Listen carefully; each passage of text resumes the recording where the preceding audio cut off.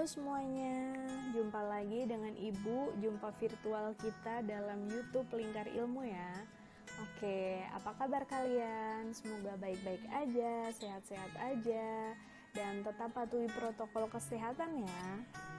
Oke, sebelum kita lanjutkan video ini, alangkah lebih baiknya kita cuci tangan terlebih dahulu ya, agar kita selalu terhindar dari yang namanya virus corona ya.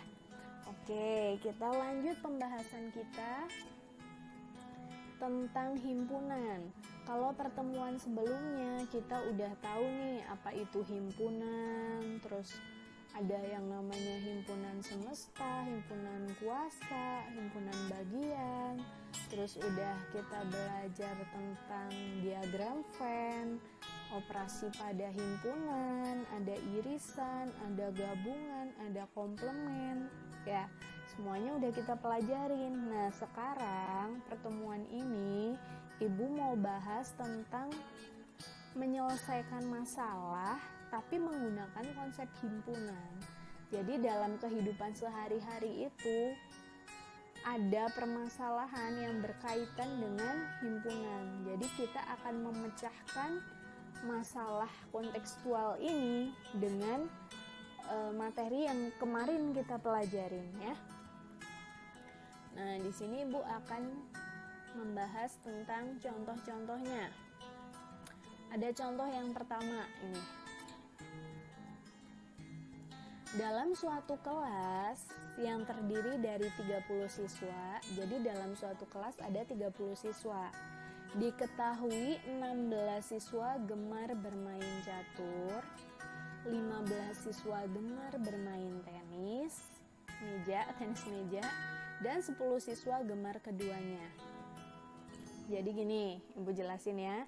Ada 30 siswa, 16 dia gemar catur, terus 15 dia gemar tenis meja, terus 10 orang ada yang gemar keduanya, gitu ya. Nah, yang ditanyakan, gambarlah diagram Venn untuk menggambarkan keadaan di atas. Yang B, berapa banyak siswa yang hanya gemar main catur? Terus yang C, berapa banyak siswa yang tidak gemar keduanya? Jadi dari 30 siswa ini, 16 bermain catur, 15 tenis, 10 siswa ada yang gemar keduanya kan? Pasti dalam suatu kelas itu ada yang gak suka catur, ada yang gak suka tenis meja juga gitu. Nah, oke, kita akan gambar yang pertama diagram Venn-nya. Gimana sih caranya? Oke, perhatikan ya. Kita misalnya C itu C besar, himpunan siswa yang gemar bermain catur. Terus T itu himpunan siswa yang gemar bermain tenis meja. Nah, berarti diagram Venn-nya gimana? Nah, tadi jumlah siswanya 30 ya. Nah, kita selalu karena ada yang gemar keduanya, berarti diagram Venn-nya itu saling berkaitan ya. Gini ya. Ini kan, karena di sini ada yang gemar keduanya. 10 orang siswa ini. Itu yang akan kita tulis terlebih dahulu. 10 di tengah-tengah. Ya. Nah, terus kita lihat. Yang gemar bermain catur itu 16 siswa. Tapi 10 siswa udah ditulis karena dia gemar keduanya. Berarti yang catur aja berapa? 16 dikurangin 10. Oh, di sini sisa 6. Jadi di sini 6. Gitu ya. Nah, terus lihat. Sekarang yang tenis. Yang tenis itu kan 15 orang yang gemar, tapi di sini kan yang suka keduanya 10. Jadi 15 dikurang 10, oh ternyata 5. Ya. Nah, tadi 30 siswa ya. Ya, coba yang di lingkaran ini kalian jumlahin. 6 tambah 10 tambah 5 itu 21. Berarti ada yang gak suka keduanya. Berapa? 30 dikurangin 21. Nih, sama dengan 9 gak suka keduanya. Dari diagram Venn ini kita udah pasti dapet jawaban yang B sama C. yang hanya gemar bermain catur, berarti ini kan keduanya 10, berarti yang hanya catur, murni catur, berarti jawabannya 6 ya, di sini 6. Terus yang tidak gemar kedua-duanya yang di luar, 9. Gitu, paham? Oke, kita lanjut contoh yang kedua. Contoh yang kedua, kelas 7F terdiri dari 31 orang siswa. Jadi siswanya totalnya 31. Lalu ada 15 orang siswa mengikuti kompetensi matematika. 15 orang ya. Terus 13 siswa mengikuti IPA. Nah, ternyata 7 orang itu tidak mengikuti apapun. Artinya yang di luar tadi ya, kalau diagram Venn yang di luar lingkaran itu ya. Yang ditanya, hitunglah berapa banyak siswa yang mengikuti keduanya. Kalau ada kayak gini, kita pakai diagram Venn. Misalnya yang mengikuti keduanya itu X nih, ya. Ibu misalin X yang mengikuti keduanya. Berarti kita bikin gambar diagram Venn ya. Tengah-tengah ini kan berarti X ya, karena mengikuti keduanya. Nah, terus yang gemar matematika tadi itu 15. Ya, karena ini di yang keduanya udah X, berarti di sini 15 min X, ya. Terus yang gemar IPA, maksudnya yang mengikuti sains atau IPA, 13. Ya, berarti 13 min X tadi sebelahnya.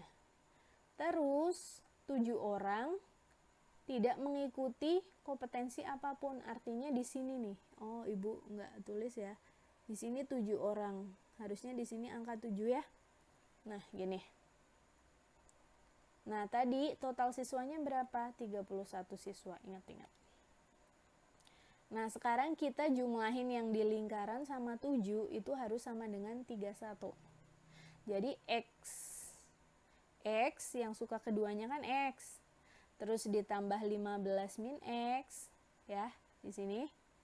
Terus 13 min X sebelahnya, ditambah 7, itu harus sama dengan 31. Ada X dikurangin X, berarti min X ya.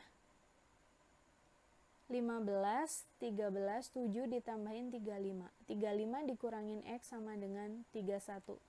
35 dikurang X sama dengan 31. Oh, berarti X-nya sama dengan 4.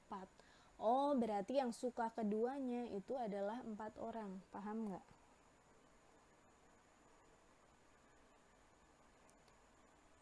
Karena ini itu yang yang suka, yang ikut kompetensi matematika sama IPA ya, dua-duanya nggak diketahui, makanya ini selalu dimisalin di sini, dimisalin dulu baru digambar dalam diagram Venn.